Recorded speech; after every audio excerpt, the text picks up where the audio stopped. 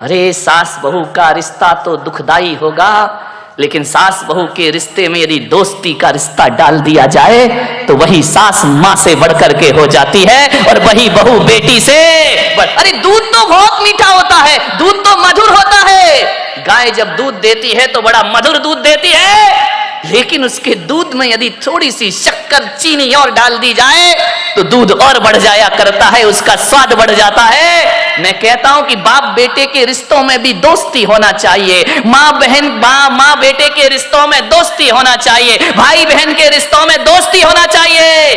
अब वो जमाना गया कि एक बाप कहे 14 वर्ष को वनवास जाओ तो बेटा चला जाए। गया जमाना, धोखे से भी मत बोल देना, मजाक में भी मत बोल देना, नहीं तो बाप बेटा कहेगा जाओ वृद्धाश्रम, अब इस घर में तुम्हारी कोई जरूरत नहीं। अब वो जमाना गया कि बहू सास की आवाज हो, बहू का इतना बड़ा घूंघट निकल आए, पानी उठाने में हाथ कांपने लगे। गया जमाना, ध्यान रखना, छोड़ाओ वो गलियां। अब जमाना बदल गया है, ध्यान रखिए। सास बहू में बहुत प्रेम होगा यदि दोस्ती हो जाए, देवरानी जिठानी में बहुत प्रेम होगा यदि दोस्ती हो जाए, और तो और छोड़ो गुरु और शिष्य में बहुत प्रेम होगा यदि उनके बीच भी दोस्ती का रिश्ता बन जाए, और भी छोड़ो भक्त और भगवान का रिश्ता ऐसा निराला हो जाएगा यदि बीच में प्रेम और दोस्ती का रिश्ता समाहित हो जाए। मित्र बनो, ध्यान रखना, मित्र बनना एक कला है, मित्र बनना एक बहुत बड़ी तपस्या हुआ करती। जंगल में किसने साथ दिया राम जी का? मित्रों ने साथ दिया, मान्यवर, दोस्त ही साथ देते। एक बार दो रिश्तेदारी दगा कर जाएगी, दोस्ती हमेशा काम है। मुझे मालूम है ना, एक बाप के साथ बेटा कितनी देर बैठेगा? आधे घंटे, 10 मिनट, 20 मिनट, उसके बाद कहेगा पापा चलूं। समझ में आ रहा?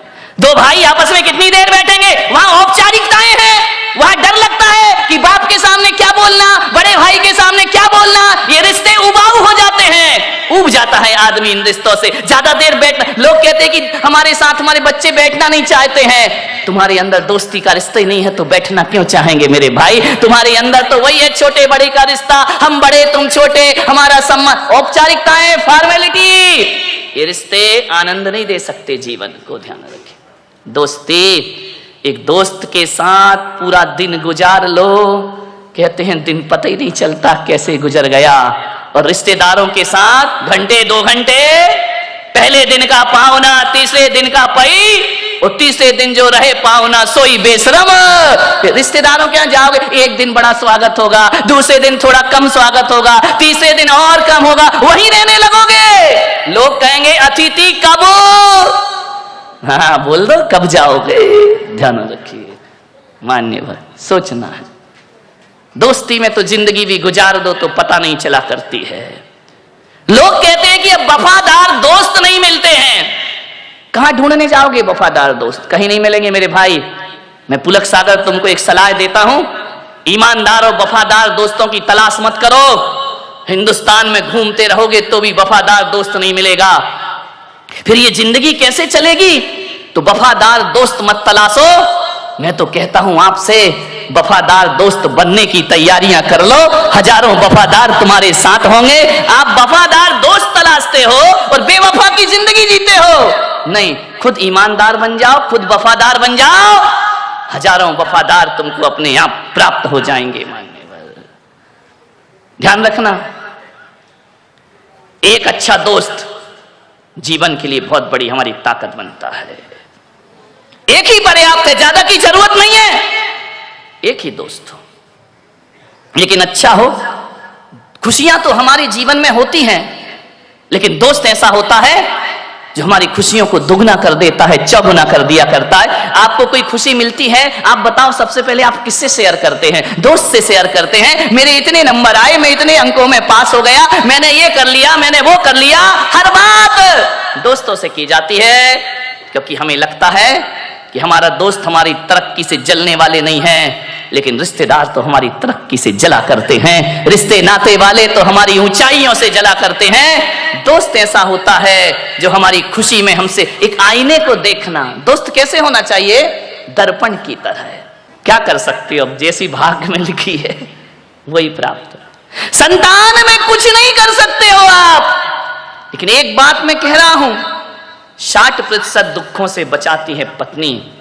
और यदि पत्नी 60% दुखों से हमें बचाती है, तकलीफों से बचाती है, तो मैं पुलक सागर बड़े विश्वास के साथ कह रहा हूं कि मित्र 80% तकलीफों से हमें बचाया करता है। मित्र का हाथ हमारे जीवन में ज्यादा होता है, दोस्त ज्यादा साथ देता है।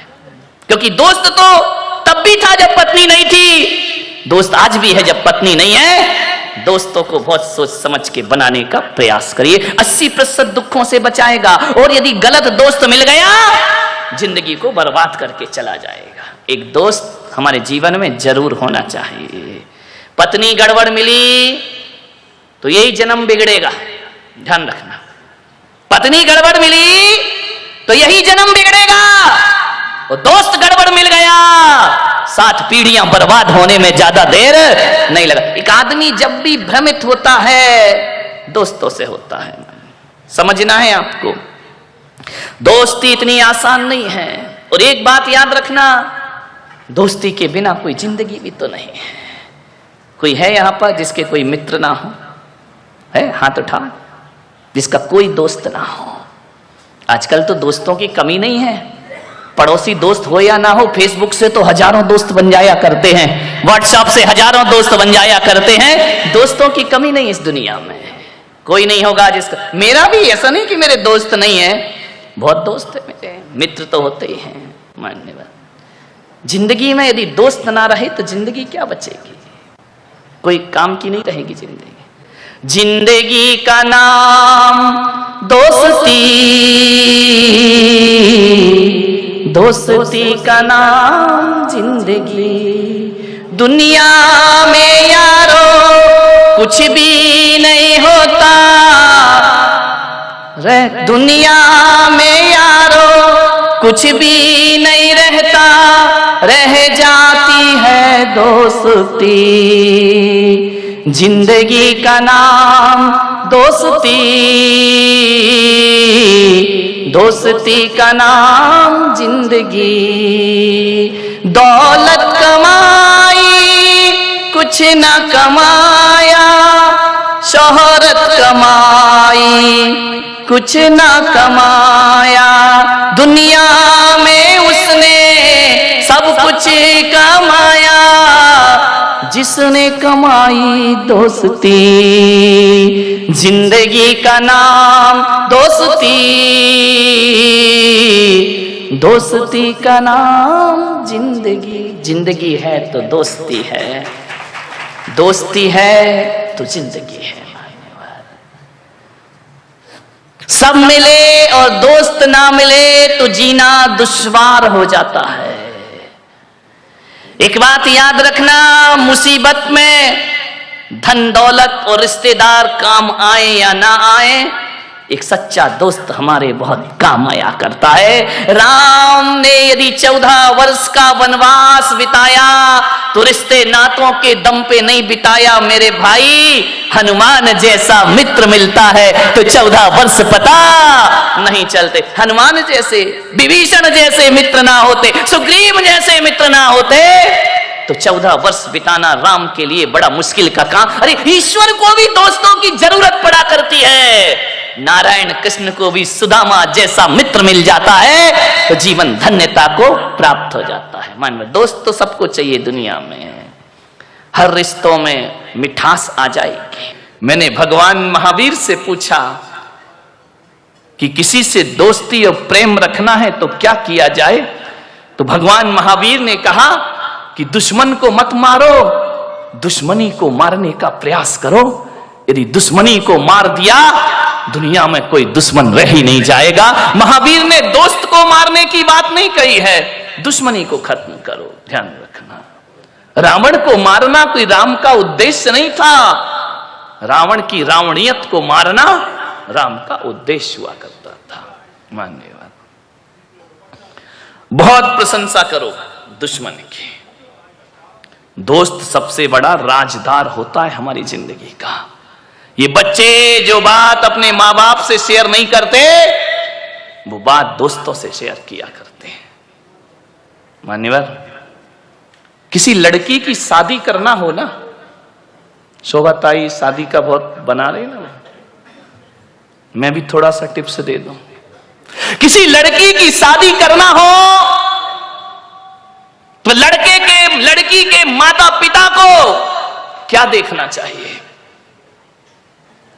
आप यही देखते ना कितना कमाता है, कौन से जॉब में है, इसका पैकेज क्या है, आप यही देखते हैं। इसकी जाति कौन सी है, आप यही देखते हैं।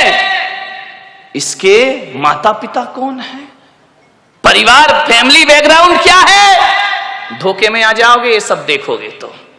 मैं पुलक सागर कहता हूं, फैमिली बैकग्राउंड अच्छा हो तो कोई जरूरी नहीं कि औलाद अच्छी हो। फैमिली बैकग्राउंड दशरथ का बहुत अच्छा था, लेकिन कैकेयी का चरित्र बहुत गड़बड़ था। ध्यान रखिए, फैमिली बैकग्राउंड अच्छा होने से बेटा अच्छा होगा जरूरी नहीं है। लेकिन मैं पुलक सागर आपको कहता हूं कि आपको यदि अपनी बेटी की शादी करना है, उसके हाथ पीले करना है, उसका रिश्ता लेकर के जाना है, तो ना घर देखना, ना परिवार देखना, ना आप ये देखना कितना कमाता है, आप तो ये देखना कि जिस लड़के से अपनी लड़की की शादी कर रही हूं उसके दोस्त कैसे हैं, उसके यार कैसे हैं, उसके मित्र कैसे हैं। अरे पिता जैसा है बेटा वैसे ही होगा कोई जरूरी नहीं है, माता जैसी है बेटा वैसे ही होगा कोई जरूरी नहीं है, ध्यान रखना। लेकिन ये बिल्कुल जरूरी है कि दोस्त जैसे होंगे लड़का वैसा।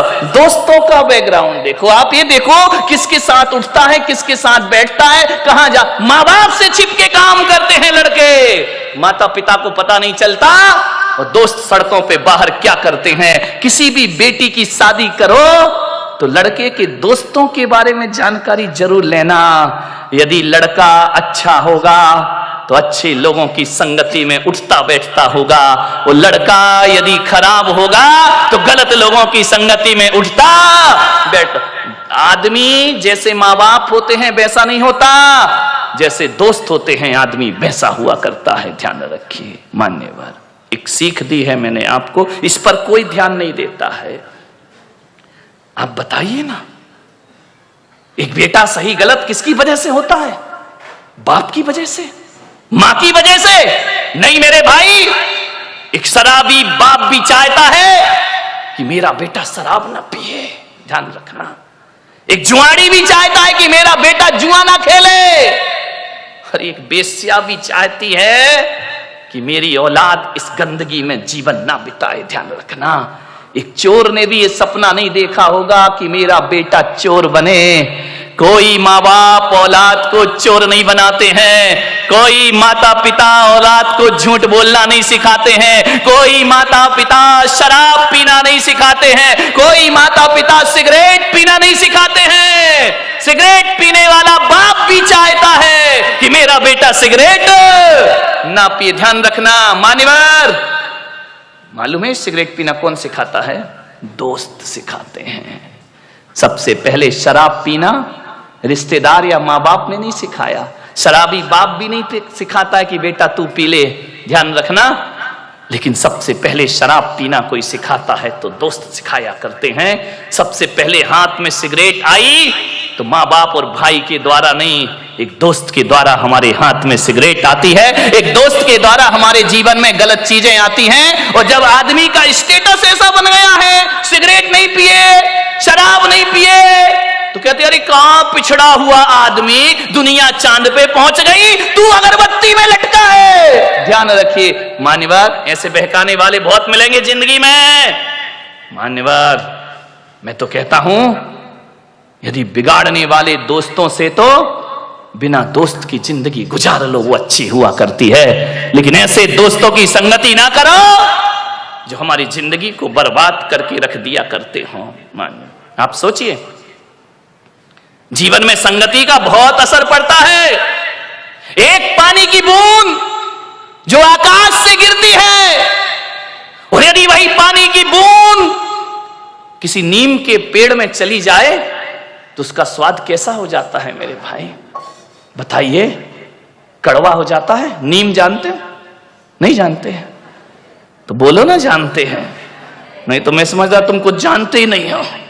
एक नीम के पेड़ में चला जाए तो स्वाद उसका कड़वा हो जाता है। वही पानी की बूंद गन्ने के खेत में चली जाए तो मीठी हो जाया करती है। वही पानी की बूंद यदि केले के पेड़ में चली जाए तो कपूर बन जाया करती है। वही पानी की बूंद यदि सांप के मुख में चली जाए तो हलाहल जहर बन जाया करती है। और वही पानी की बूंद नाली में चली जाए तो गंदी नाली हो जाती है। वही पानी की बूंद यदि समुद्र में गिर जाए तो खारी हो जाती है। और वही पानी की बूंद यदि सीपी के मुंह में चली जाए तो मोती बन करके निखर जाया करती है। बूंद एक ही है। ये इतने रूप क्यों हुए उस बूंद के? संगति के कारण से। किसकी संगति करी उसने? मोती बना सीप की संगति से और जहर बना सांप की संगति से। ध्यान रखिए। कभी दर्पण को देख, दर्पण, आईना, शीशा, मिरर, समझ में आ गया? कभी देखना ड्रेसिंग टेबल के सामने दर्पण ऐसा दोस्त है कि जब तुम हंसते हो तो वो भी हंसता है, जब तुम रोते हो तो दर्पण भी रोता है, जब तुम चिढ़ाते हो तो दर्पण भी चिढ़ाता है। जैसा मुंह बनाओ दर्पण वैसा रूप दिखा दिया करता है। अरे दोस्त होना चाहिए तो दर्पण की तरह होना चाहिए कि जब हम रोएं तो उसके चेहरे पे हंसी नहीं, उसके चेहरे पे आंसू आना चाहिए, तो समझना वो हमारा दोस्त है। दुनिया तो ऐसी है कि हम रोएंगे तो वो हंसेगी और हम हंसेंगे तो वो हमारा मजाक बनाएगी। ध्यान रखना। दर्पण की तरह दोस्त बनाओ। दर्पण तुम टूट कर भी झूठ नहीं बोलते। दर्पण तुम टूट कर भी झूठ नहीं बोलते और हम टूटने के डर से अपना मुंह नहीं खोलते। ध्यान रखना। दर्पण टूट जाएगा, हर टुकड़े में आपका चेहरा दिखाएगा। दर्पण खुद टूटता है लेकिन दिखाने वाले के चेहरे को नहीं तोड़ा करता है। वो दर्पण की तरह हमारा मित्र हुआ करता है, शीशे की तरह हमारा मित्र हुआ करता है। मैं आपसे निवेदन कर रहा हूं, कई जिंदगी में ऐसे भी क्षण आते हैं, कल तक जो दोस्त था आज दुश्मन बन गया। ऐसे भी क्षण आते हैं, कल से बिल्कुल याराना संबंध थे, आज दुश्मनों की तरह हमारे व्यवहार हो गए। कल तक साथ उठते थे, बैठते थे, आज एक दूसरे को देखने को तैयार नहीं है। मालूम है दुश्मनी कैसे बढ़ती है? कहा सुनी तो देखो हो जाती। मानव जीवन है, अच्छा भी बोल दिया जाता है, बुरा भी बोल दिया जाता है। ये जिंदगी है, ये एक सी नहीं चला करती है। अरे कहा सुनी तो पति पत्नी में हो जाती है, कहा सुनी तो बाप बेटे में हो जाती है, भाई भाई में हो जाती है, दोस्तों के बीच भी हो जाती है। कभी ऊंच नीच बात बोल दी, कभी कोई बात दिल पे लगती है तो दुश्मनी बन जाता करती है। लेकिन मैं आपसे एक निवेदन कर रहा हूं कि आपकी जिससे दुश्मनी है, हमारी सबसे बड़ी कमजोरी क्या है? कि जिससे हमारी नहीं बनती है, जिससे हमारी खटपट है, हम चार लोगों में बैठकर उसकी बुराई करते हैं। ध्यान रखना। और जो सुनता है मीडिएटर, वो सादी दाल तो भेजता नहीं है, मिर्च मसाले तो लगा ही देता। वो तो चाह रहा था कि इनके घर का सत्यानाश, इनकी दोस्ती का सत्यानाश कब हो जाए। वो मिर्च मसाले लगाएगा, वो तड़का लगाएगा। कुछ बोलोगे, कुछ बातें वहां तक पहुंच जाएंगी। मैं आपसे निवेदन करता हूं, दुश्मनी का सफर ज्यादा लंबा नहीं होता, दुश्मनी का सफर ज्यादा लंबा नहीं होता।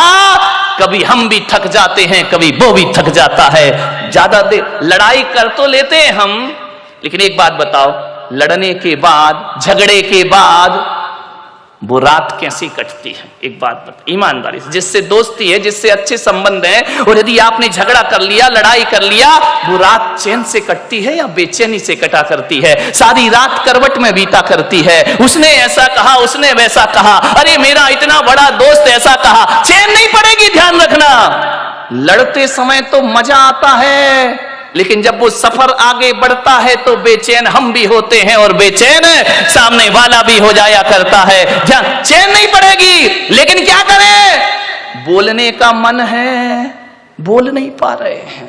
ध्यान रखना। हाथी निकल जाता है, पूंछ अटक जाती है। मेरे भाई, मन तो हो रहा है कि बोल ले, लेकिन पहले कौन बोले? मैं बोलूं या वो बोले? ध्यान रखना, अटक जाता है मन। मानव स्वभाव है, मानव का जीवन है, मानव की जिंदगी है ये सब चलते रहता है। मान्यवर ध्यान रखिए, एक बात याद रखना, जो कल तक तुम्हारा बहुत अच्छा दोस्त था, अच्छा प्रिय था, अच्छे मीठे व्यवहार थे, उससे यदि अनबन हो जाए, लड़ाई झगड़े हो जाएं, तो आज एक निवेदन आपसे कर रहा हूं बड़ी विनम्रता के साथ, यदि वो दोस्त बहुत अच्छा है, यदि वो दोस्त हमारे हितकारी है, यदि वो दोस्त बहुत अच्छा हमारे जीवन का सहयोगी है, कुछ बातचीत हो जाए तो एक नियम ले लेना आज से कि हम अपने दुश्मन की पीठ पीछे इतनी प्रशंसा करेंगे, इतनी प्रशंसा करेंगे, होता नहीं है लेकिन हम बुराई करते हैं, इतनी प्रशंसा करो, इतनी प्रशंसा करो, इतनी प्रशंसा करो कि ये प्रशंसा जब उस दोस्त के पास पहुंचे तो शर्म से पानी पानी हो जाए और उसका भी मन करे यार छोड़ो दुश्मनी, आओ दोस्ती का हाथ बढ़ाते हैं, आओ प्रेम का संदेश लेकर। दुश्मन की प्रशंसा करना सीख जाओ। तुम दोस्तों की प्रशंसा करते हो, तुम चापलूसी करते हो, तुम बटरिंग करते हो, दोस्तों की प्रशंसा करो, कोई फर्क नहीं पड़ेगा। दुश्मन की प्रशंसा करो, दुश्मनी अपने आप खत्म हो जाएगी।